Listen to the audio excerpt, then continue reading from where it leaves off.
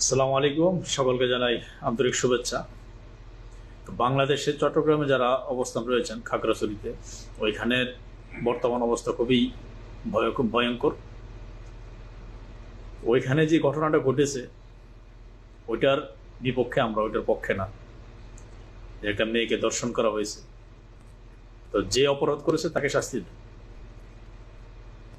তার বাড়ি ঘর আপনি ভাঙে ধরেন, যাই কিছু করেন করতে পারেন, কিন্তু সেইটাকে কেন্দ্র করে আজকে বিগত কয়েকদিন যাবৎ আপনারা যে সমস্ত আন্দোলন, দাঙ্গা হাঙ্গামা শুরু করেছেন, আপনারা এগুলো করে কি আপনারা ঠিক থাকতে পারবেন?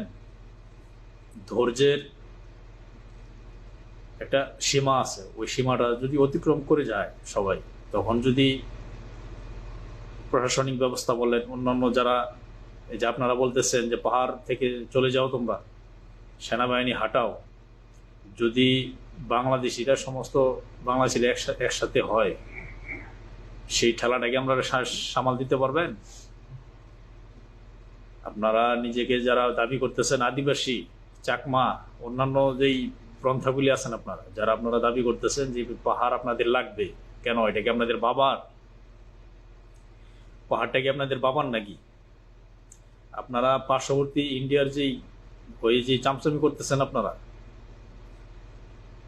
আপনারা বিপদে পড়লে কি ইন্ডিয়া এসে আপনাকে উদ্ধার করবে?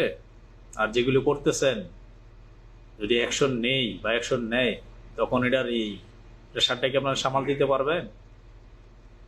আমাদের সাথে থাকতেছেন, আমাদের সাথে খাইতেছেন, আবার আমাদের বুকে ছুরি মারেন, এইগুলা তো ঠিক না। যে অন্যায় করছে তাকে 100 বার শাস্তি দেন, সেটা আমরাও চাই। কিন্তু সেটাকে কেন্দ্র করে আপনারা ঝামেলা করবেন, ঝামেলা সৃষ্টি করবেন, তার পক্ষে তো আমরা না।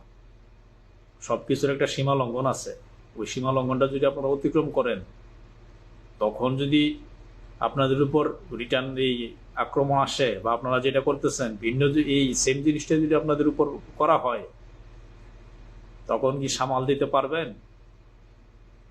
ভালো থাকবেন সবাই।